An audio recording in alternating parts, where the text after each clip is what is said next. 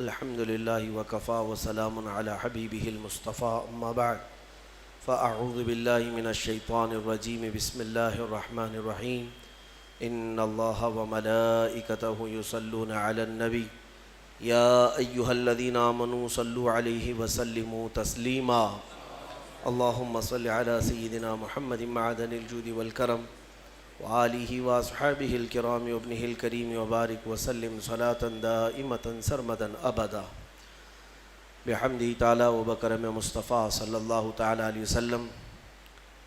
آج کی شب میں قرآن عظیم کے 2/3 حصے یعنی 20 پارے مکمل ہو چکے ہیں۔ قرآن عظیم کا بس 1/3 حصہ تلاوت کرنا رہ گیا۔ رب ذوالجلال اس مکمل حصے کو بھی صحیح تجوید سے تلاوت کرنے اور آپ سب کو رغبت کے ساتھ سننے کی توفیق عطا فرمائے۔ رمضان کے انتظار میں تھے، رمضان آ بھی گیا اور بس چند دنوں کا مہمان رہ گیا۔ آج رمضان المبارک کی 17ویں تاریخ ہے اور یہ ایک بہت ہی عظیم یادگار دن ہے۔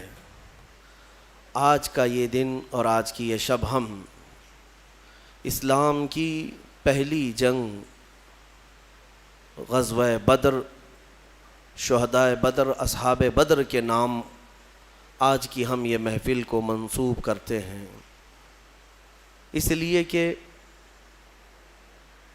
جو اصحاب بدر رضوان اللہ تعالی علیہ مجمعین ہیں ان کی بڑی فضیلت آئی ہے، قرآن میں ان کا ذکر آیا اور اللہ تبارک و تعالیٰ نے ان کے متعلق فرمایا کہ بدر کے میدان میں بہت تھوڑی سی تعداد میں تم تھے لیکن اللہ نے تمہاری مدد کی۔ وَلَقَدْ نَصَرَكُمُ اللَّهُ بِبَدْرٍ وَأَنْتُمْ أَذِلَّةٌ، تم بہت کم تھے تعداد میں اور اللہ نے تمہاری مدد کی۔ فَلَمْ تَقْتُلُوهُمْ وَلَكِنَّ اللَّهَ قَتَلَهُمْ، اللہ فرماتا ہے جب تم دشمنوں کو مار رہے تھے تو تم نے نہیں قتل کیا، اللہ نے قتل کیا۔ صحابہ کے کام کو اللہ نے اپنا کام قرار دیا۔ وَمَا رَمَيْتَ إِذْ رَمَيْتَ وَلَكِنَّ اللَّهَ رَمَى، اللہ فرماتا ہے جب تم تیر پھینک رہے تھے تو تیر تم نے نہیں اللہ نے چلایا۔ اب اس سے اندازہ کرے کہ صحابہ کے کام کو اللہ نے اپنا کام قرار دیا۔ تو یہ اصحاب بدر رضوان اللہ تعالی علیہ مجمعین کا ذکر خیر باعث برکت ہے اور بہت سارے امور کے لیے یہ اکسیر ہے۔ اصحاب بدر کی ان کے ناموں کی تلاوت برسہ برس سے بزرگان دین کرتے آئے، یہاں تک کہ اولیاء اکرام نے یہ تک لکھا ہے کہ اکثر اولیاء اکرام وہ ہیں جو صرف اصحاب بدر کے ناموں کی تلاوت کرنے کی وجہ سے اللہ نے انہیں ولایت عطا فرمائے، ولایت عطا فرمائی۔ بہرحال آج ہم اس جنگ عظیم کے متعلق تھوڑی سی گفتگو آپ کے سامنے رکھتے ہیں۔ تاریخ دہرائی جاتی رہے گی اور ہم اپنے بچوں میں یہ باتیں اس لیے منتقل کرتے رہیں گے کہ الحمدللہ ہمارا ماضی استقامت سے بھرا ہوا ہے، ثبات سے، نہ ٹلنے والے نوجوانوں سے۔ تاریخ ہماری روشن ہے، بس فرق صرف اتنا ہو گیا ہے کہ ہمارا نوجوان اپنے اسلاف اور اپنے بزرگوں کی تاریخ کی بجائے ایسے ویسوں کی تاریخ پڑھنے لگ گیا، جس کے بعد اس کا دل خود ہی کمزور ہو گیا اور بزدلی کا شکار ہونے لگا۔ اللہ کے حبیب صلی اللہ تعالیٰ علیہ وسلم مکہ مکرمہ میں 13 سال تک دعوت و تبلیغ فرماتے رہے، یہ سب کو پتہ ہے۔ جب آپ کی عمر مبارک 40 سال کی ہوئی تو آپ نے اعلان نبوت فرمایا، لوگوں کو جمع کیا اور کہا میں اللہ کا آخری نبی ہوں، تم سب دوسرے معبودان باطل کو چھوڑو اور ایک خدا کی عبادت کرو۔ یہ میرے رسول پاک صلی اللہ علیہ وسلم کی دعوت کی ابتدا تھی۔ لیکن اس دعوت کے ابتدا میں ایسا نہیں ہے کہ مکہ والوں نے ہاتھوں ہاتھ اس دین کو لے لیا ہو، مخالفتیں کی، مذاق اڑایا، تکلیفیں دیں، اذیتیں دیں۔ جو حضور پاک صلی اللہ تعالیٰ علیہ وسلم پر ایمان لاتا اسے بڑی مشقتوں سے گزرنا پڑتا۔ تو یہ جو ایام تھے مکہ کے 13 سال کے بڑی مصیبتوں سے گزرے، یہاں تک کہ کئی دن تک تو اس میں چھپ کر کے تبلیغ کرنی پڑی، اور کچھ صحابہ انہی دنوں میں شہید بھی ہوئے۔ بیچ میں ایک وقت وہ بھی آیا جب رسول کریم صلی اللہ تعالیٰ علیہ وسلم کی عمر مبارک 50 سال کی ہے، نبوت کا یہ 10واں سال ہے اعلان نبوت کا، اور رسول کریم صلی اللہ تعالیٰ علیہ وسلم کا مکمل سوشل بائیکاٹ کر دیا ان لوگوں نے، مکہ والوں نے، سماجی بائیکاٹ، ایسے کہ کوئی حضور سے اور ان کے خاندان سے نہ مل سکتا ہے، نہ سلام کرے گا، نہ کلام، نہ مصافحہ، نہ لین دین، کچھ بھی نہیں کر سکتا۔ پورے خاندانوں نے مل کر کے حضور کا بائیکاٹ کیا، اور نبی اکرم صلی اللہ تعالیٰ علیہ وسلم شعب ابی طالب، ایک گھاٹی ہے، شعب کہتے ہیں ایک علاقے کو پہاڑیوں کے بیچ میں، نبی مکرم صلی اللہ تعالیٰ علیہ وسلم اپنے خاندان سمیت ان گھاٹیوں میں 2 سال کا عرصہ گزارے۔ ان 2 سالوں میں فاقے ایسے آئے کہ پتے کھا کر رہنے پڑے، درخت کے پتے، اور کبھی کبھار چمڑوں کو ابال کر کے کھانا پڑا۔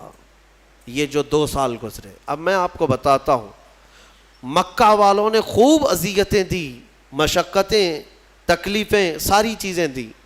اب میرے آقا صلی اللہ تعالیٰ علیہ وسلم کو حکم ہوا ہجرت کا، 13واں سال تھا نبوت کا، حضور پاک صلی اللہ علیہ وسلم مکہ سے ہجرت کر کے مدینہ تشریف لے گئے۔ توجہ چاہتا ہوں آپ کو، یہ جنگوں کے متعلق جو بہت سارے پروپیگنڈے پھیلائے رہتے ہیں کہ اسلام صرف جنگوں سے پھیلا ہے، ان کے ہاں جہاد ہی جہاد ہے۔ کیوں کیا ہے جنگ اور کیوں ہوئی ہے جنگیں؟ جہاد ہوئے کیوں ہیں؟ میں آپ کو بتاتا ہوں۔ حضور پاک صلی اللہ تعالیٰ علیہ وسلم مکہ چھوڑ کر کے گئے، 13 سال ان کی مصیبتیں برداشت بھی کیا، غلام صحابہ حضور کے مار بھی کھائے، پیٹے گئے، کئی شہید بھی ہوئے۔ اب وطن بھی چھوڑ دیا، اب بچا کیا؟ گھر چھوڑ دیا، وطن چھوڑ دیا، جائیداد چھوڑ دیا، خاندان چھوڑ دیا، اور جو حضور کے چاہنے والے صحابہ تھے انہوں نے بھی مکہ چھوڑ دیا، مدینے چلے گئے۔ اب مدینے کیوں گئے تھے؟ کہ سکون سے رہ سکیں۔ 450 کلومیٹر دور جا چکے میرے آقا صلی اللہ علیہ وسلم مکہ والوں سے، لیکن مکہ والوں کی شرارت تو دیکھیں۔ یہ جتنے کفار و مشرکین ہیں ان کو پیدائشی کیڑے ہوتے ہیں، ایمان والوں کو ستانا ان کے خمیر میں ہوتا ہے۔ یہ ایسا نہیں ہے کہ ان کو چھیڑو تو یہ ہمیں پریشان کرتے ہیں، بلکہ نہ چاہتے ہوئے بھی یہ چاہتے ہیں کہ ایمان والوں کو چھیڑ خانی کرتے رہیں، کسی طرح سے ان کو تکلیف دیتے رہیں۔ پہلے سے یہ چیز ان کی خمیر میں رہی ہے۔ مکہ کے مشرکین کے پاس اب بیس کیا تھا حضور سے لڑنے کا؟ کوئی چیز تھی؟ حضور تو وطن بھی چھوڑ دیے، اپنا گھر چھوڑ دیا، صحابہ بھی چلے گئے۔ اب مدینے جب میرے آقا صلی اللہ تعالیٰ علیہ وسلم گئے تو وہاں میرے آقا صلی اللہ تعالیٰ علیہ وسلم نے ایک نئی زندگی کی شروعات فرمائی، صحابہ کو لے کر ایک نئی سلطنت کا اسٹیبلشمنٹ ہوا۔ لیکن ایسے نہیں ہے کہ باضابطہ طور پر کوئی بادشاہت ہو، نہیں، بلکہ مسجد بنائی گئی، باضابطہ اسلام کا ایک تبلیغی دور کا نیا آغاز ہوا۔ اب ان ظالموں نے وہاں پر بھی سکون سے رہنے نہیں دیا۔ مکہ کے کفار کیا کرتے؟ ایک ایک جتھا بنا کر کے آتے تھے، ٹولے لے کر کے، اور جب صحابہ کرام مدینے کے کھجوروں کے باغیچے میں کام کر رہے ہوتے تو جا کر کے ان کو مار دیتے یا ان کے درخت جلا دیتے اور پھر بھاگ جاتے تھے مکہ۔ یہ شب خون مارنا اس کو کہتے ہیں۔ کہاں جا کر کے کر رہے تھے؟ مدینے جا کر رہے تھے۔ اب مجھے بتاؤ کیڑے کس کے پاس ہیں؟ بہت میں سوچ سمجھ کر کے بات کر رہا ہوں، توجہ چاہتا ہوں۔ ہمیشہ سے مشرکین کی فطرت یہ ہوتی ہے کہ ایمان والوں کو چین و سکون سے رہنے نہ دیا جائے، پھر سارا الزام ان کے اوپر ڈالا جائے بعد میں کہ مسلمان چھیڑتے ہیں، مومنین چھیڑتے ہیں۔ بلکہ ہر جگہ کی تاریخ میں آپ دیکھیں، ابتدا چھیڑ خانی کی شیطان ہی کرتا ہے، اور شیطان کی یہ جماعت ہی کرتی ہے۔ صحابہ کرام کو بار بار چھیڑنا۔ اب مجھے بتاؤ، جو لوگ سب اپنا وطن چھوڑ کر آئے، گھر بار چھوڑ کر آئے، ایک نئے وطن میں رہ رہے ہیں، تب بھی تم انہیں سکون سے نہیں رہنا دینا چاہتے ہو۔ اب ان کے پاس آپشن کیا ہے؟ بتاؤ، ان کے پاس آپشن کیا ہے؟ اب وہ صحابہ اپنے جان مال اور اپنے مدینے کی حفاظت کے لیے لڑیں گے نہیں تو کیا اب بھی پتھر کھاتے بیٹھے رہیں گے؟ صحابہ اکرام رضوان اللہ تعالی علیہ مجمعین کو مدینے جانے کے بعد حکم ہوا وَأَنذِرْ عَشِيرَتَكَ الْأَقْرَبِينَ. اللہ تبارک و تعالیٰ نے اب یہاں پر حکم فرمایا، اے رسول پاک صلی اللہ تعالیٰ علیہ وسلم، آپ اپنے اقربا کو خوف دلائیں، ڈر سنائیں. اور اس کے بعد انہی آیتوں میں اللہ تعالیٰ نے فرمایا کہ اب تم پر جہاد فرض ہو گیا. جہاد کیا ہے؟ اب تم دور آ چکے ہو، تمہارا اپنا وطن ہے، تمہارا اپنا ایک نظام ہے، اس کی حفاظت کے لیے اگر کوئی مدینے پر آئے گا تو تمہیں مدینے کی حفاظت کے لیے کمر بستہ ہونا ہوگا. رسول پاک صلی اللہ تعالیٰ علیہ وسلم کے ساتھ اب کوئی چھیڑ خانی کرتا ہے تو اب صحابہ پر فرض تھا کہ وہ اٹھیں اور حضور کی عزت کی پہرے داری کریں. یہ ہے جہاد. یہ ہے 13 سال جو میرے آقا نے مشقتیں برداشت کیں. کبھی جنگ کیا ان کے ساتھ؟ کبھی تلوار اٹھائی ان کے خلاف؟ نہیں اٹھائی. مدینے جانے کے بعد بھی جب سکون سے رہنے نہیں دینا چاہتے ہو تب پھر جو ہے جہاد کا حکم ہوا. اب میں آپ کو بتاتا ہوں یہ جنگ بدر کیوں ہوئی. مکہ میں ان صحابہ کا سارا مال جو چھوٹ گیا تھا، جائیدادیں وہاں رہ گئی تھیں، یہ سب مال جائیداد لے کر ابو سفیان ملک شام بیچنے جا رہا تھا. قافلہ تجارت کا لے کر، اس میں مکہ والوں کا بھی مال تھا، صحابہ کا بھی تھا. نبی پاک صلی اللہ تعالیٰ علیہ وسلم کے پاس قاصد نے آ کر خبر دی کہ ابو سفیان ملک شام جا رہا ہے. ملک شام جانے کا جو راستہ تھا وہ مدینے کے قریب سے ہو کر گزرتا تھا. حضور پاک صلی اللہ تعالیٰ علیہ وسلم اپنے صحابہ سے فرماتے چلو اس کا راستہ روکو اور جس کا جو مال ہے وہ لے لو. جب صحابہ نکلے، جنگ کی غرض سے نہیں نکلے تھے، لیکن ابو سفیان کو یہ پہلے سے خبر ہو گئی کہ محمد صلی اللہ علیہ وسلم اپنے 300 سے زیادہ ساتھیوں کو لے کر بیچ راستے میں آئے ہیں. تو ابو سفیان نے کیا کیا، راستہ بدل کر دوسرے راستے سے ملک شام پہنچ گیا. تجارت بھی کیا، خوب نفع بھی کمایا، مال بیچ دیا. اب واپسی کا جب وقت تھا تو حضور پاک صلی اللہ علیہ وسلم پھر انتظار میں تھے کہ یہ واپس تو جائے گا، جب واپس جائے گا تب پھر ہم اس کو روکیں گے. ابو سفیان کو پتہ تھا، خبر تھی کہ رسول کریم صلی اللہ علیہ وسلم اپنے ساتھیوں کے ساتھ اب بھی کھڑے ہیں. تو اس نے مکہ والوں کو پیغام بھیج دیا کہ اے مکہ والوں، اپنا مال بچا لو، محمد اور ان کے ساتھی تمہارا پورا مال ختم کر دیں گے، یہ قافلہ ختم ہو جائے گا. تو مکہ میں کھلبلی مچ گئی کہ ہمارا مال تجارت سب محمد صلی اللہ تعالیٰ علیہ وسلم اور ان کے ساتھی سب لے لیں گے. یہ پوری افواہ پھیلی تو سارے مکہ والے جمع ہوئے. لیکن ہوا کیا، ابو سفیان بڑی چالاکی سے واپسی میں بھی ایک اور راستہ بدل کر کے مکہ کے قریب پہنچ گیا. صحیح سلامت قافلے کو لے کر کے بھی گیا، صحیح سلامت قافلے کو واپس لے کر بھی آیا. مکہ جب تجارت کا مال پہنچ گیا تو سب خوش ہو گئے کہ ہمارا مال نفع کے ساتھ واپس آیا ہے. لیکن بات ہو گئی، ختم ہو گئی.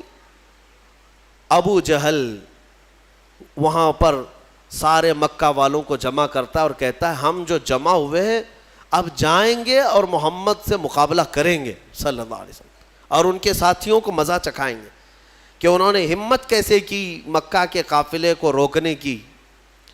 تو باقی لوگوں نے کہا کہ چھوڑ دو، ہمارا مال کا قافلہ آ گیا، اب بات ختم ہو گئی. ابو جہل نے کہا نہیں، بات اتنی نہیں ہے، ہمیں تو مارنا ہے انہیں، ہمیں تو انہیں قتل کرنا ہے، ہمیشہ کے لیے راستہ صاف کرنا ہے. تو بھڑکا کر کے 1000 لوگوں کو جمع کر لیا. کچھ عقل مند لوگ تھے، انہوں نے کہا کہ ہم نہیں جائیں گے، لیکن ابو جہل نے انہیں آر دلایا، انہیں بہت زیادہ اکسایا، اور اس کے اکسانے کے بعد، آر دلانے کے بعد 1000 سے زیادہ لوگ جمع ہوئے، اور ان سب کو لے کر ہاتھی گھوڑے ہتھیار سامان کے ساتھ ابو جہل سرداری کرتے ہوئے مکہ سے نکل کر بیچ راستے میں پہنچا. یہ وہ علاقہ ہے جہاں بدر کی وادی ہے. بدر ایک علاقے کا نام ہے، بدر ایک میدان کا نام ہے. وہاں ایک کنواں تھا جس کی وجہ سے اس علاقے کا نام ہی بدر پڑا. وہاں آ کر کے یہ لوگ پڑاؤ کر لیے. نبی پاک صلی اللہ تعالیٰ علیہ وسلم اپنے صحابہ سمیت بدر تک پہنچے ہوئے تھے. اب حضور اکرم صلی اللہ تعالیٰ علیہ وسلم بھی اسی علاقے میں اور یہ کفار و مشرکین بھی اسی علاقے میں آ گئے. اب مقابلہ کرنے کی غرض سے وہ لوگ آئے. اللہ تبارک و تعالیٰ نے اپنے حبیب پاک صلی اللہ علیہ وسلم کو حکم فرمایا کہ اپنے صحابہ کو لو اور ان کے ساتھ جنگ کرو. اب جب مولا فرما دے جنگ کرنے کے لیے تو پھر پیچھے ہٹنے کا سوال ہی نہیں ہوتا, پھر کوئی وجہ ہی نہیں ہے. نبی پاک صلی اللہ تعالیٰ علیہ وسلم جب صحابہ کو لے کر آئے تھے تو سچویشن کیا تھی, حالات کیسے تھے؟ ایسے حالات تھے کہ پورے 313 صحابہ کے اندر مشکل سے چند تلواریں تھیں, 7-8 گھوڑے تھے, 1-2 سواریاں تھیں, بس باقی سب پاپیادہ پیدل تھے. اکثر کے پاس تلواریں نہیں, اکثر کے پاس جو تلواریں ہیں, کچھ کے پاس جو تلواریں ہیں وہ ایسی ہیں کہ سبزی بھی نہیں کاٹی جاتی, کند ہو چکی تھی, زنگ لگی ہوئی ہیں. تو بہرحال ان کی مفلسی کا زمانہ تھا, غربت تھی اور کھانے پینے کے لیے ان کے پاس کچھ نہیں تھا. اب دیکھیں صحابہ اکرام حضور صلی اللہ تعالیٰ علیہ وسلم کے پاس جب تھے تو وہ علاقہ ریت کا تھا. حضور جس جگہ رکے تھے وہ پوری ریت کی زمین, اور ریت کی زمین پر چلنا مشکل ہو جاتا ہے, پاؤں اندر دھسنے لگتے ہیں. صحابہ کو ریتیلی زمین ملی اور مشرکین جہاں پڑاؤ کیے وہ مٹی کی زمین تھی, مٹی ہے تو مٹی پر پاؤں جمتے ہیں. تو اس بات کی خوشی پہ وہ ناچ رہے تھے, کل جب جنگ ہوگی تو ان کے پاؤں اکھڑ جائیں گے, چل ہی نہیں پائیں گے میدان میں, اور مشرکین پورے میدان میں جمے رہیں گے مٹی کی. اب بہت ساری چیزیں انہی کی حمایت میں نظر آتی ہیں, حالات ایسے لگتے ہیں کہ ساری فتح ان کی ہوگی. وقت سے پہلے ایسا محسوس ہوتا ہے, جب طاغوتی طاقتیں سامنے آتی ہیں تو اکثر ایسا لگتا ہے کہ سارا اب ان کے ہی پاس ہے, ہمارا کیا ہونے والا ہے. اب میں آپ کو مقابلے کے اعتبار سے بتاؤں, ادھر 313 نہتے ہیں, ساز و سامان نہیں, سواریاں نہیں, بدلے میں مقابل میں 1000 سے زیادہ سب کے سب ہتھیار سے لیس, ٹرینڈ پہلوان ان کے پاس, ہاتھی گھوڑے اونٹ سواریاں ان کے پاس, بلکہ ان کے کھانے کے لیے پورے اونٹ ذبح ہو رہے تھے رات کو. اور جب کھانا ان کا پکتا تھا رات بھر طبلے بجاتے تھے, رقص کرتے تھے, ڈانس کرتے تھے, کیونکہ جیت کا اور فتح کا غرور ایسا تھا, سب کچھ تو ان کے پاس تھا. اب صحابہ جو دیکھ رہے تھے تو انسانی فطرت کا تقاضا ہے نا کہ سامنے بڑی طاقت کو دیکھ کر کے کیا محسوس کریں گے آپ. صحابہ کرام رضوان اللہ تعالیٰ علیہ مجمعین حضور صلی اللہ تعالیٰ علیہ وسلم کے پاس آئے, کہا یا رسول اللہ صلی اللہ علیہ وسلم کیا جنگ فرض ہو گئی؟ حضور نے فرمایا ہاں. اب نبی اکرم صلی اللہ تعالیٰ علیہ وسلم نے صحابہ کے چہرے کو دیکھا اور سب کو جمع کیا. رات کو ایک خطبہ دیا حضور نے. خطبے میں کیا فرماتے ہیں, یہ کل جنگ ہونے والی ہے, اس سے پہلے رات کو خطبہ دیتے ہیں, مغرب کے بعد یا عشاء کے قریب. حضور اکرم صلی اللہ علیہ وسلم نے خطبہ دینے کے بعد ارشاد فرمایا, اے میرے صحابہ میں تمہیں اختیار دیتا ہوں, یہاں تک تو تم میرے ساتھ آئے, اب حالات ایسے ہیں کہ دشمن بڑی تعداد میں ہے سامنے, ہتھیاروں سے لیس ہیں, تم میں سے اگر کوئی ابھی رات کو جانا چاہے واپس تو مدینے کے راستے واپس جا سکتا ہے. میں پوچھتا ہوں تمہارا کیا مشورہ ہے اس سلسلے میں. اب وہاں جو صحابہ تھے اس میں حضرت مقداد بن اسود ایک صحابی ہیں, کھڑے ہوتے ہیں, کہتے ہیں یا رسول اللہ صلی اللہ علیہ وسلم ہم بنی اسرائیل نہیں ہیں کہ جیسے موسیٰ علیہ السلام سے ان کی قوم نے کہا تھا اذهب انت وربک فقاتلا انا ہاہنا قاعدون.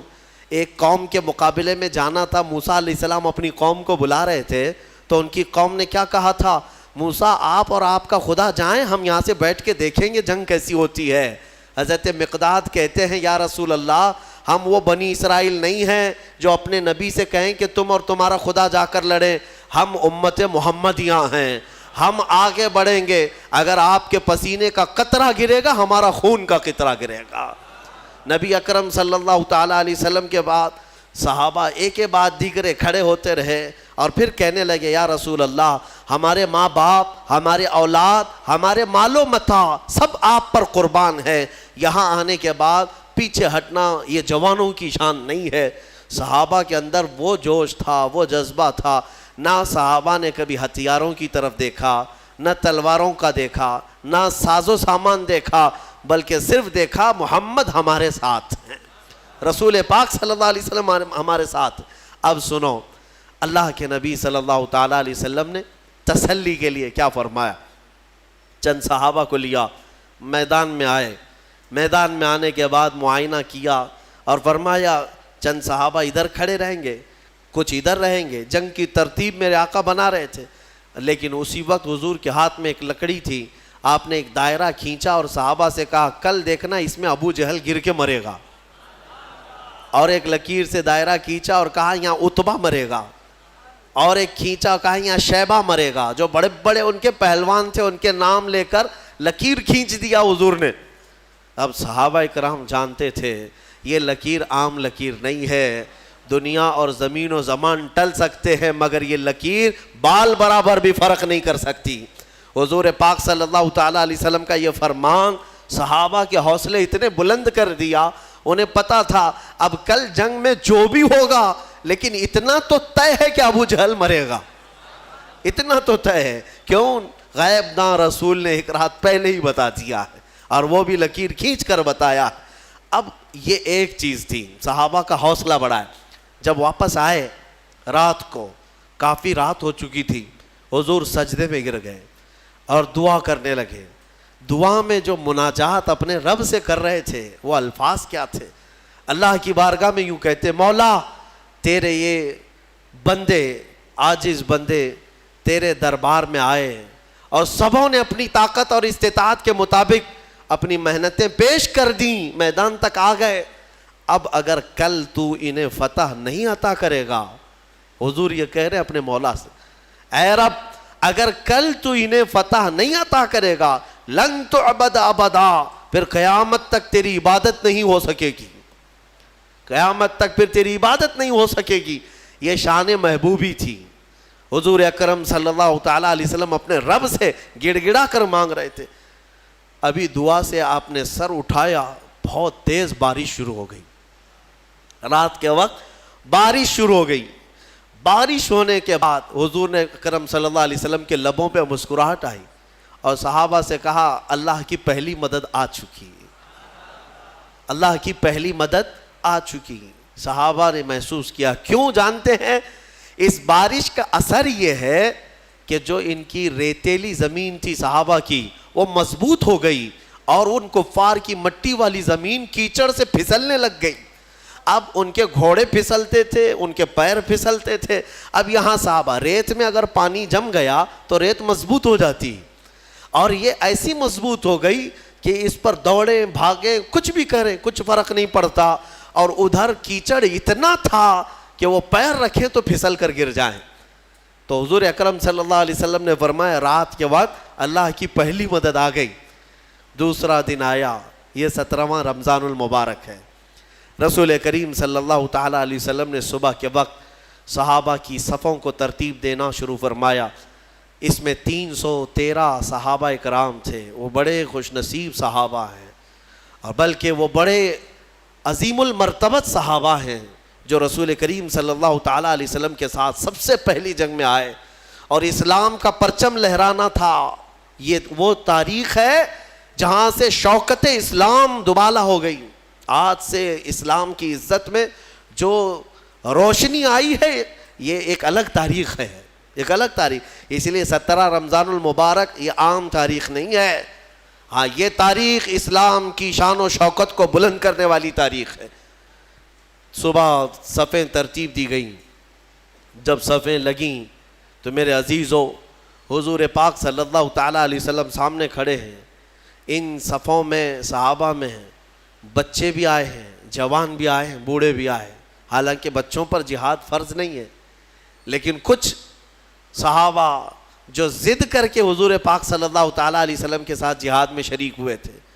حضرت معاذ اور معوذ رضی اللہ تعالیٰ عنہما، جن کی عمر 13 اور 15 سال کے بیچ کی تھی، یہ بھی صفوں میں کھڑے ہو گئے حضور پاک کے سامنے۔ حضور نے انہیں اجازت دی، ان کے شوق کی وجہ سے، ان کے رونے کی وجہ سے۔ اب جنگ جب شروع ہوئی تو سب سے پہلے حضرت ہوتا کیا تھا، مقابلے میں ایک ادھر سے آتا، ایک ادھر سے آتا، یا دو ادھر سے آئیں تو دو ادھر سے، تین ادھر سے آئیں تو تین ادھر سے، شروعات۔ تو کفار مکہ نے اس طرف سے بڑے ان کے جو پہلوان تھے ان کو بھیجا، اس میں عتبہ تھا، شیبہ تھا اور ایک بڑا کافر پہلوان۔ تو حضور پاک صلی اللہ تعالیٰ علیہ وسلم نے اپنی جماعت میں سب سے پہلے جنہیں اتارا وہ مولا کائنات حیدر کرار تھے۔ علی مرتضیٰ کو سب سے پہلے میدان میں اتارا، ان کے بعد دوسرے نمبر پر امیر حمزہ رضی اللہ تعالیٰ، تیسرے پر حضرت ابو عبیدہ بن جراح۔ یہ تینوں اپنے زمانے کے ایسے قوی اور مضبوط لوگ تھے کہ ان کے مقابل میں جلدی کوئی آتا نہیں تھا۔ لیکن ان تینوں میں سب سے کم عمر حضرت علی کی تھی۔ حضرت علی کرم اللہ وجہہ الکریم کی عمر اس وقت بڑی کم تھی، یعنی تقریباً آپ کی عمر 24 سال کے آس پاس، 24 سے 25 سال کی جوانی تھی۔ حضرت علی رضی اللہ تعالیٰ عنہ بھی آئے، حضرت امیر حمزہ، حضرت ابو عبیدہ بن جراح ادھر سے جو مقابل میں آئے۔ تو سب سے پہلے جب مقابلہ ہوا تو حضرت امیر حمزہ رضی اللہ تعالیٰ عنہ کے مقابل میں جو آیا تھا وہ ایک ہی وار میں ختم ہی ہو گیا، اور حضرت علی کے مقابل میں جو پہلوان آیا اس نے لڑنے سے انکار کیا، کہا کہ میں بچوں سے نہیں لڑوں گا، میرے مقابل کا کوئی بڑا آدمی بھیجا جائے، کیونکہ حضرت علی کی عمر چھوٹی تھی۔ اس نے کہا کہ میں چھوٹی عمر والوں سے، بچوں سے نہیں لڑوں گا۔ حضرت علی رضی اللہ تعالیٰ عنہ نے اس وقت فرمایا محمد صلی اللہ تعالیٰ علیہ وسلم کے غلاموں کے بچوں سے پہلے نپٹ لے، بڑوں کو بعد میں بھیجا جائے گا۔ اور وہ کیا نپٹتے، کیا مولا کائنات حیدر کرار کبھی وہ ان کے سامنے کوئی مقابل میں آ سکا؟ یہاں تک کہ خیبر کے جنگ کے موقع پر فرمایا گیا حضرت علی کے سامنے جب مرحب ایسا پہلوان آیا تھا جو 1000 آدمیوں سے تنہا لڑتا تھا، وہ حضرت علی کے سامنے آیا تھا، وہ بھی لوہے کی ٹوپی، اس کی سب سے مشہور ٹوپی تھی لوہے کی، پہن کے رہتا لوہے کا زرہ، اور حضرت علی اس کے مقابل میں آئے۔ اس وقت حضرت علی کی حالت تو یہ تھی کہ آنکھیں لال ہو گئی تھیں، آشوب چشم کی بیماری تھی اور بخار تھا، بخار بھی ہے اور آنکھیں لال تھیں وہ خیبر کے موقع پر۔ تب حضرت علی نے مرحب کے ساتھ جو مقابلہ کیا، وہ ذوالفقار حیدری، جو تلوار ہے آپ کی، اٹھا کر جو مرحب کے سر پر مارا تھا تو وہ لوہے کی ٹوپی تک 2 ٹکڑوں میں تبدیل ہو چکی تھی۔ وہ وار کیا تھا، حضرت علی رضی اللہ تعالیٰ عنہ کے وار سے کوئی بچ پائے گا؟ یہاں بدر کے میدان میں بھی جو آیا وہ تھوڑی ہی دیر میں مقابلہ کرتے کرتے حضرت علی کے ایک وار میں اس کی گردن ہوا میں اڑی اور نیچے آئی۔ یہ وہ منظر تھا جب پیچھے جو صحابہ تھے انہوں نے دیکھا تو بلند آواز سے نعرہ تکبیر بلند کیا تھا اور پورا میدان گونج اٹھا تکبیر کی آواز سے۔ اسی کو تو اقبال نے کہا تھا، کفر دم توڑ دے گا ٹوٹی ہوئی شمشیر کے ساتھ، کفر دم توڑ دے گا ٹوٹی ہوئی شمشیر کے ساتھ، گر تم نکل آ جاؤ ایک بار نعرہ تکبیر کے ساتھ۔ وہ تکبیر کی آواز وہی تھی جو صحابہ، ان کی تلواریں کیا تھی۔ اس کے بعد مقابلہ شروع ہوا، شروع میں ایک کے بعد دیگرے ہوتے تھے، پھر گھمسان کی لڑائیاں، یعنی صفوں کی صفیں آپس میں مل جاتی۔ اب یہ مقابلہ اس قدر سخت ہو گیا کہ دوپہر کے وقت، عین دوپہر کے وقت اللہ تبارک و تعالیٰ نے 3000 فرشتوں کو اتارا۔ قرآن میں اذ تقول للمؤمنین الن یکفیکم ان یمدکم ربکم بثلاثة آلاف من الملائکۃ منزلین۔ حضور صلی اللہ علیہ وسلم دیکھ رہے تھے کتنے فرشتے آئے اور صحابہ سے کہہ رہے تھے اب ڈرو مت، لڑو، کیا تمہارے لیے اتنا کافی نہیں ہے کہ اللہ نے 3000 فرشتے تمہارے لیے اتارے؟ بلا ان تصبروا وتتقوا ویأتوکم من فورہم ھذا یمددکم ربکم بخمسۃ آلاف من الملائکۃ مصومین۔ اللہ فرماتا ہے ہاں کیوں نہیں، جب تم لوگوں نے صبر کیا، استقامت سے کھڑے رہے میدان میں، تو مولا نے اپنی جانب سے مدد کرتے ہوئے 5000 فرشتوں کو اتارا۔ جس وادی میں یہ فرشتے اترے تھے نا، بدر کی وادی میں، جبل ملائکہ، وہاں ایک پہاڑ ہے، ایک پہاڑ ہے، وہ پتھر کا پہاڑ، لیکن آج اگر آپ جا کر دیکھیں گے تو پورا ریت کا پہاڑ ہے، آس پاس پورے پتھروں کے پہاڑ، بیچ میں ایک ریت کا پہاڑ ہے، اور وہ بھی ریت ایسی کہ چھنی میں بھی چھانو تو چھن جائے، یعنی رکے گی نہیں، اتنی باریک سافٹ، اور ایسا لگتا ہے جیسے اس کا نقشہ کسی نے بنا کر رکھا ہے، اتنے سالوں سے وہ پہاڑ اسی طرح ہے۔ بتایا جاتا ہے کہ وہ فرشتے اس پر پہاڑ پر اتارے گئے تھے۔ اب 5000 فرشتے جب بدر کے میدان میں آئیں تو کفار و مشرکین کی درگت کیا ہونی ہے۔ میرے عزیزوں، یہ جنگ شام تک نہ چلی، بلکہ 70 کافر مارے گئے صحابہ کے ہاتھوں، اور مومنین کے صرف 13 مارے گئے، 13 کی شہادت ہوئی۔ 14ویں ایک صحابی تھے جو زخمی ہو گئے اور راستے میں ان کا انتقال ہوا۔ کل ملا کر کے 14 شہید ہوئے صحابہ 13 جنگ میں، اور ان 13 میں تو 2 بچے ہیں، حضرت معاذ اور معوذ، باقی 11 جوان۔ آپ اندازہ کریں 313 کی جماعت لے کر کے گئے تھے، اور 1000 ادھر سے آئے تھے، پھر بھی 70 ان کے مارے گئے، 70 پکڑے گئے قیدی بن کر کے، اور ادھر صرف 13 میں سے اگر جوانوں کو دیکھا جائے تو 11 صحابہ اکرام کی شہادت ہوئی۔ اور یہ فتح مبین ایسی تھی کہ شام ہونے سے پہلے میرے آقا صلی اللہ تعالیٰ علیہ وسلم میدان میں سجدہ ریز تھے، اور یوں عرض کر رہے تھے کہ مولا تو نے اپنا وعدہ پورا کر دیا، مولا تو نے اپنا وعدہ پورا کر دیا، مومنین جمے رہے۔ میں کہنا اتنا ہی چاہتا ہوں میرے عزیزوں، ایمان والے کبھی اسباب پر بھروسہ نہیں کرتے، خالق اسباب پر بھروسہ کرتے ہیں۔ ہونا یہی چاہیے کہ تم یہ مت دیکھو کہ تمہاری حیثیت کتنی ہے، تمہاری تعداد کتنی ہے۔ اگر ایمان والے ہو تو قرآن کہتا ہے کم من فئۃ قلیلۃ غلبت فئۃ کثیرۃ باذن اللہ۔ اکثر ایسا ہوا ہے کہ چھوٹی جماعتوں کو اللہ بڑی جماعتوں پر بھاری کر دیتا ہے، یا اس کی قدرت کے فیصلے ہیں۔ ہم نے آج تک تاریخ میں دیکھا ہے مٹھی بھر جماعت کسی کے ناک میں دم کر کے رکھتی ہے، چاہے وہ وقت کا سپر پاور ہی کیوں نہ ہو، کچھ جماعتوں کے سامنے گھٹنے ٹیکنے پر مجبور ہو جاتے ہیں۔ یہ حالات آج تک چلے آ رہے ہیں۔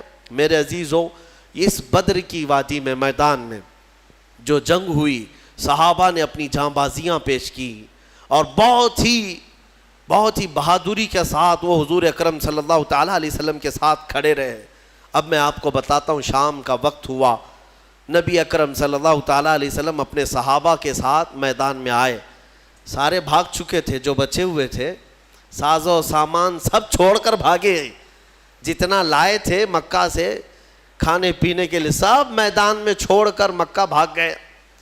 140 تو یہاں رہ گئے نا، باقی سب جان بچا کر بھاگے مکہ کی طرف۔ اب شام کے وقت جب حضور پاک صلی اللہ علیہ وسلم اپنے صحابہ کی لاشیں جمع کی ہے، شہداء کی، انہیں دفن کیا گیا، اب پھر صحابہ کے ساتھ میدان میں آتے ہیں۔ صحابہ کہتے ہیں ہم سب سے پہلے ڈھونڈ رہے تھے کہ ابو جہل کہاں مرا ہے، یا عتبہ شیبہ مرے ہیں یا نہیں مرے ہیں۔ جا کر کے دیکھا تو ابو جہل بھی مرا ہوا پڑا تھا۔ صحابہ کہتے ہیں ہم نے اس کے مرنے کی جگہ دیکھی تو رات کو کھینچی ہوئی وہ لکیر ویسی تھی، ایک بال بھی باہر نہیں گرا تھا، یعنی ایک انگلی بھی اس کی باہر نہیں تھی، اسی گھیرے کے اندر وہ گر کر مرا ہوا تھا۔ تم کیا سمجھتے ہو نبی پاک صلی اللہ تعالیٰ علیہ وسلم کو علم غیب نہیں ہے؟ اللہ تبارک و تعالیٰ نے اپنے رسول کو وہ سارے علوم عطا کیے جو نبی پاک نہیں جانتے، سارے علوم اللہ نے انہیں عطا کر دیے۔ اب عتبہ شیبہ یہ سب مرے ہوئے تھے۔ جنگ بدر میں کچھ ایسے لوگ بھی تھے جن کے بارے میں حضور پاک صلی اللہ تعالیٰ علیہ وسلم نے بلایا، جیسے حضرت بلال کو بلایا، حضرت بلال حبشی کو بلایا، اور ان کا جو آقا جو تکلیفیں دیتا تھا مکہ میں، امیہ، وہ بھی مرا ہوا تھا، وہ بھی گرا ہوا تھا یا زخمی تھا، تو حضرت بلال کو حضور نے فرمایا بلا کر کے، بلال آؤ اپنے آقا کو مار لو۔ جتنا اس نے مکہ میں تمہیں رسیاں ڈال کر کھینچا تھا، سینے پر سل رکھتا تھا، انگارے پہ سلاتا تھا، حضرت بلال حبشی نے اپنے ہاتھوں سے اس کو مارا، امیہ کو۔ وہ دیکھنے کا دن تھا۔ ابو جہل آخر وقت جو کہہ رہا تھا وہ بھی سننے کا وقت تھا۔ ہوا یہ کہ یہ دو چھوٹے بچے حضرت معاذ اور معوذ، یہ دو چھوٹے تھے۔ حضرت عبد الرحمن بن عوف یہ کہتے ہیں میں جنگ بدر میں گزر رہا تھا کہ یہ دونوں بچے آئے میرے پاس، کہنے لگے چچا جان ابو جہل کس کا نام ہے؟ یہ جانتے بھی نہیں تھے کیونکہ وہ مکہ کا ہے اور یہ بچے مدینے سے آئے ہیں۔ عبد الرحمن بن عوف کہتے ہیں میں نے پوچھا بیٹا تم کو کیا کرنا ہے اس کا؟ وہ سردار قریش ہے، وہ پہلوان ہے۔ ان دونوں بچوں نے کہا سنا ہے میرے مصطفیٰ کو گالیاں دیتا ہے، سنا ہے ہمارے آقا کی شان میں وہ گستاخیاں کرتا ہے۔ تو حضرت عبد الرحمن بن عوف کہتے ہیں ان بچوں کا جذبہ دیکھ کر کے میں خوش تھا۔ بات چل رہی تھی، اچانک ابو جہل گھوڑے پر سامنے سے گزر ہی رہا تھا۔ حضرت عبد الرحمن بن عوف کہتے ہیں میں نے بچوں سے کہا وہ دیکھو وہ جو جا رہا ہے یہی ہے ابو جہل شیطان قریش، یہی ہے جو سارے مکہ میں گستاخیاں کرتا ہے۔ ابھی حضرت عبد الرحمن کی بات مکمل بھی نہ ہونے پائی تھی کہ یہ دونوں چیل کی طرح جھپٹ پڑے اور دونوں کے ہاتھوں میں تلواریں تھیں۔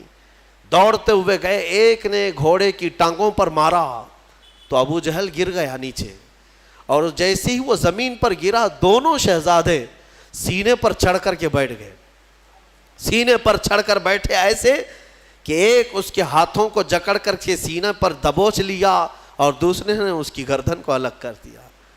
اور جب گردن پر تلوار رکھا چھوٹے صاحبزادے نے سنا ہے کہ ابو جہل کہہ رہا تھا عربی کے اشعار، وہ شعر شاعری کے لوگ تھے، فی البدی شعر بولتے تھے، مرنے سے پہلے بھی شعر و شاعری کر رہا تھا۔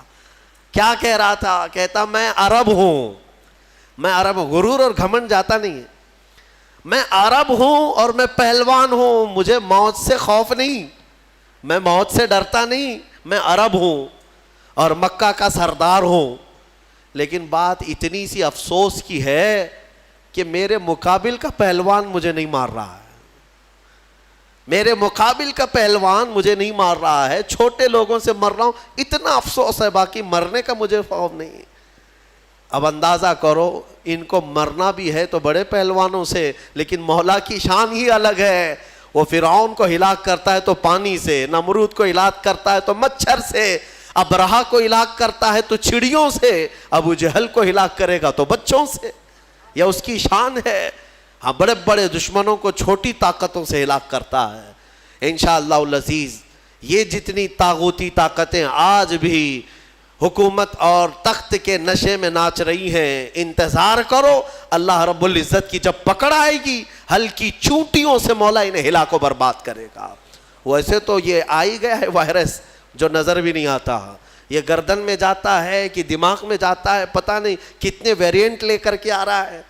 ہاں ہر مہینے نئے نئے گھونگھٹ اوڑھ کر کے آتا ہے یہ کورونا، دیکھ بھی رہے ہیں آپ۔ ہاں ہر مہینے نئی نئی دلہن ہے، اس کے نئے نئے جلوے ہیں۔ اب فرسٹ ہو گیا، سیکنڈ ہو گیا، تھرڈ ہو گیا، فورتھ ہو گیا، ابھی سیریز آنے باقی ہیں، اس لیے کہ کیڑا بڑا شاطر ہے، بڑا شاطر ہے، نئے نئے لباس پہن کر کے آتا ہے اور نئے نام کے ساتھ آتا ہے۔ میں کیوں کہہ رہا ہوں؟ اس لیے کہ اگر مولا تبارک و تعالیٰ ہلاک کرنے کے لیے اس ہلکے سے کیڑے کو بھیجا ہے تو بڑی بڑی طاقتیں بھی ان کیڑوں کے ذریعے سے ختم ہو جائیں گی، ہلاک ہو جائیں گی۔ اور آپ کو پتہ ہے قیامت کے قریب یاجوج ماجوج آئیں گے، پتہ ہے نا، حدیث پاک ہے۔ یاجوج ماجوج دو آدمی نہیں ہیں یہ کہ ایک یاجوج، ایک کا نام یاجوج ہے دوسرے کا نام ماجوج ہے۔ یاجوج ماجوج ایک فوج ہے، ایک فوج ہے، وہ اتنی بڑی فوج ہے کہ انسانوں سے زیادہ تعداد ان کی ہے۔ ابھی جتنے پوری دنیا میں انسان ہیں ان سے زیادہ تعداد ہے ان کی، یاجوج ماجوج۔ یہ نکلیں گے، یہ کسی جگہ قید ہیں، وہ اللہ بہتر جانتا ہے۔ قیامت کے قریب یہ باہر آئیں گے اور پوری دنیا میں فساد مچائیں گے، ہر چیز کھا جائیں گے، ہر چیز، تمہاری ساری کھیتیاں کھا جائیں گے، تمہارے سارے غلے اناج، حتیٰ کہ تمہارے جو کھانے پینے کے جو سامان ہیں، پتیلیاں برتن، یہ تک کھا جائیں گے، سب کھا جائیں گے۔ تو یہ جب چل رہے ہوں گے پوری دنیا کو، ان کو مارے گا کون؟ ان کو ختم کون کرے گا؟ اتنی بڑی فوج ہے، انسان کیا مقابلہ کر پائیں گے ان کا؟ تو پھر حدیث میں یہ ملتا ہے کہ رب تبارک و تعالیٰ ان کی گردن میں کیڑا پیدا کرے گا، ان کی گردن میں کیڑا پیدا کرے گا، بہت چھوٹی قسم کا کیڑا ہوگا، اور یہ کیڑا اتنی تیزی سے پھیلے گا کہ وہ چند ہی ساعتوں میں پوری کی پوری فوج اس کیڑے کے شکار ہو کر مر جائے گی، ختم ہو جائے گی۔ یہ وائرس کا جو آج پھیلنے کا آپ دیکھ رہے ہیں، اس سے زیادہ تیز وہ پھیلے گا۔ اور میں یہاں پر یہ کہنا چاہتا ہوں، اتنی بڑی فوج کو اگر ایک ہلکے کیڑے سے مولا تعالیٰ ختم فرمائے گا تو اس کی پکڑ کو سمجھو۔ آخر بات میں یہ کہنا چاہوں گا، ایک سوال آتا ہے کہ اگر اللہ تبارک و تعالیٰ اصحاب بدر کی مدد فرما رہا ہے فرشتوں کے ذریعے، اس کے ایک فرشتے کی طاقت اتنی ہے کہ اگر وہ اتر کر صرف آواز لگا دے تو پوری شعیب علیہ السلام کی قوم ہلاک ہو گئی۔ ایک فرشتے نے چیخ مارا تھا، پوری قوم ہلاک ہو گئی۔ تو یہاں 5000 فرشتے کیوں اتارے؟ 5000 فرشتے، ایک فرشتہ بھی اتارتے تو یہ سارے مشرکین کے لیے وہ کافی تھا۔ فرشتوں کی طاقت کا اندازہ کیا ہے آپ کو؟ یہاں پر مفسرین فرماتے ہیں اللہ تبارک و تعالیٰ چاہتا ایک ہی فرشتے سے سب کو ہلاک کرتا، لیکن 3000 یا 5000 یہ جو اتارے ہیں یہ رسول پاک صلی اللہ علیہ وسلم اور صحابہ کی عظمت و شان کے لیے اتارے۔ ہاں، عظمت شان کے لیے اتارے۔ باڈی گارڈ ایک بھی چل سکتا ہے لیکن 10 رکھنا یہ شان کے لیے۔ کچھ لوگوں کے ہاں ہوتا ہے 10 ہیں 15 ہیں، یہ عظمت بتانے کے لیے، شان بلند بتانے کے لیے۔ بہرحال یہ جنگ بدر کے بعد جو حالات چینج ہوئے، اللہ کا فضل ہے، شوکت اسلام بڑھتی ہی گئی۔ اللہ کریم اس بدر کی برکتیں ہم سب کو عطا فرمائے، ثبات و استقامت اللہ تعالی ہم کو عطا فرمائے، کریم کہنے سننے سے زیادہ عمل کی توفیق عطا فرمائے۔ اشرف النبی الاکرم محمد المصطفیٰ صلی اللہ علیہ وسلم وآلہ واصحابہ البدریین الکرام الفاتحہ۔